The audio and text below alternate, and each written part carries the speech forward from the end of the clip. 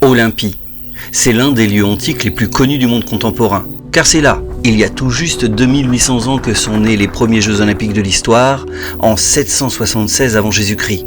Venus de tout le monde grec, les athlètes concourent alors pour la gloire de Zeus en acceptant la trêve sacrée.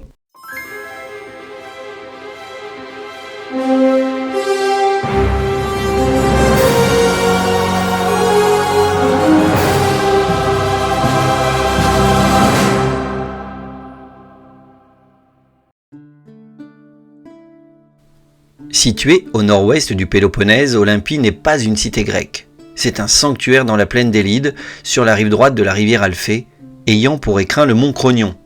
Olympie est bercée par le mouvement des feuilles d'olivier, et elle prospère non loin d'un sol fertile et facile d'accès. Au Xe siècle avant Jésus-Christ, on y voue déjà un culte pour le roi des dieux et seigneur de l'Olympe, Zeus. C'est en référence à ce dieu que le site prit le nom d'Olympie, probablement dès le IXe siècle avant Jésus-Christ. Car Zeus était dit Olympios, régnant en haut du mont Olympe. C'est aussi sur ce lieu que gravitent des légendes qui auraient conduit à la création des Jeux Olympiques. La première remonterait au roi de Pisa, Oinomaos, à qui un oracle avait prédit qu'il périrait de la main de celui qui aurait épousé sa fille. Le roi usa d'un subterfuge, il promit de donner sa fille Hippodamie en mariage à celui qui le vaincrait à la course de chars. Ayant fait assassiner tous les prétendants, le roi se sentit tout-puissant, mais c'était sans compter sur un héros, Pélops, à qui les dieux avaient redonné vie.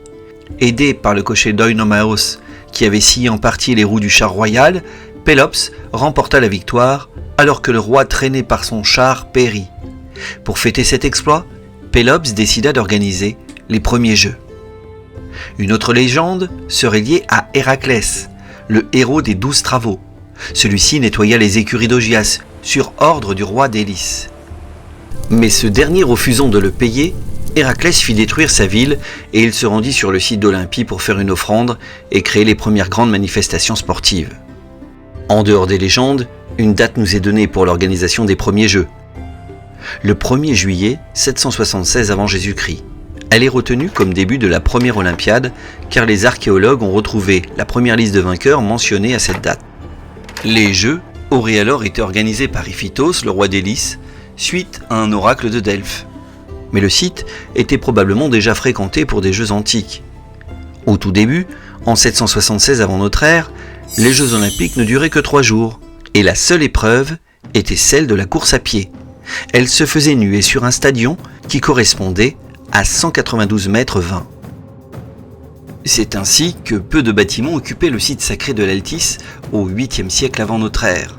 Avec le temps, les épreuves s'étoffent. En 708 avant Jésus-Christ, le pentathlon est introduit et avec lui, de nouvelles épreuves apparaissent. Le saut d'abord, qui se faisait en longueur en tenant 2 poids d'1 à 2 kg.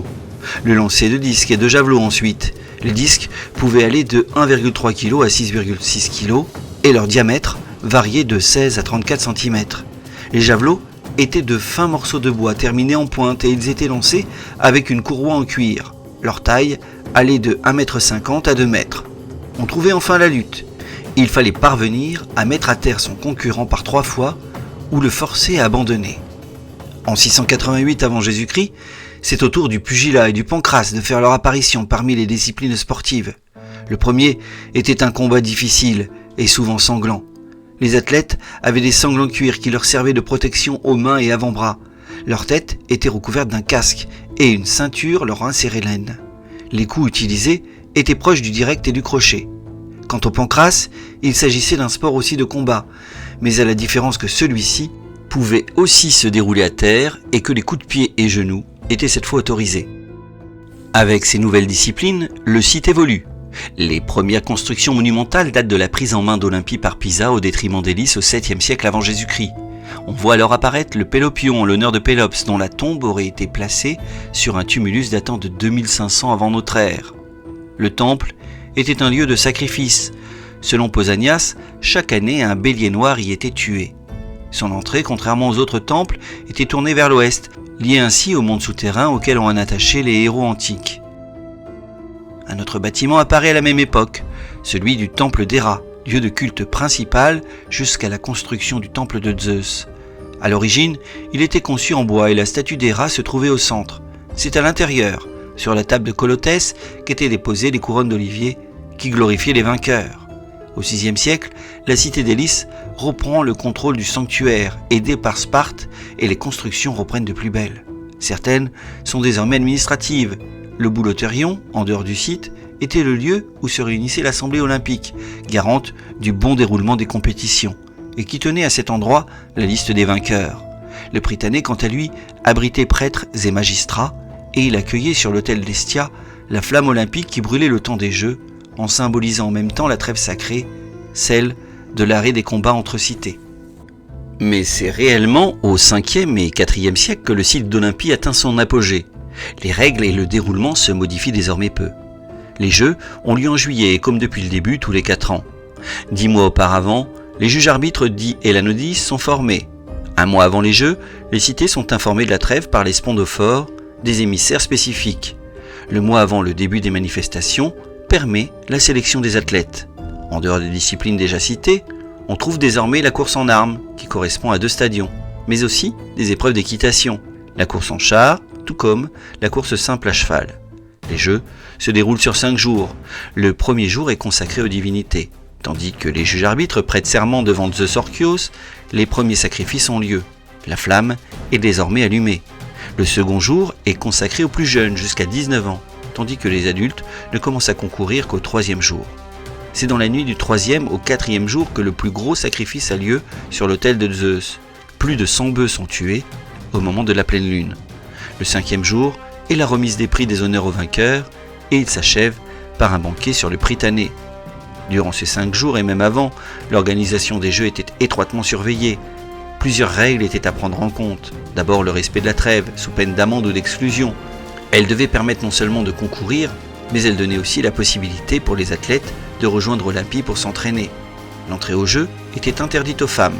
Pour les Grecs, le respect des règles était essentiel.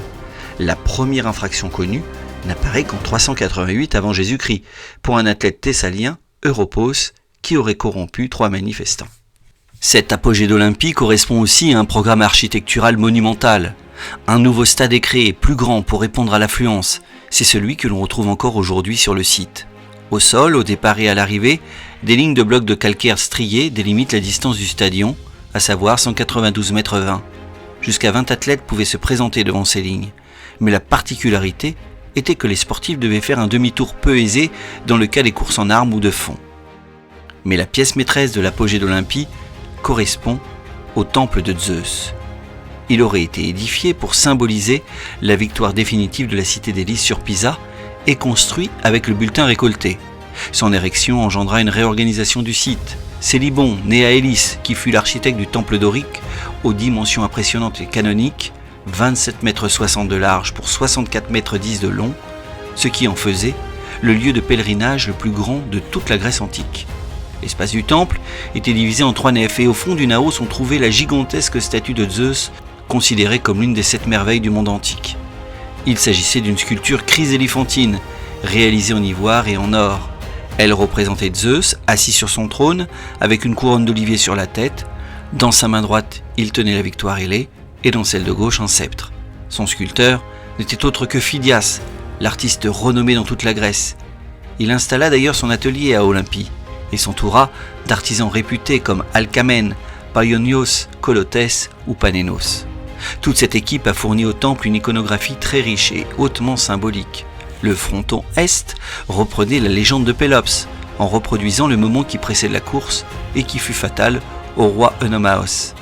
Les postures athlétiques des personnages, tout comme la course de chars, sont évidemment en lien avec les épreuves des Jeux. Tout comme le fronton ouest, qui représente la centauromachie, la bataille opposant les Lapites avec Thésée et les centaures, et qui rappelle les épreuves de lutte. Enfin, les 12 métopes que l'on trouvait sur les portiques de devant figurent les 12 travaux d'Héraclès, et ils ne sont pas sans évoquer le but des athlètes, identique à celui des héros, à savoir obtenir la Cléos, la gloire éternelle.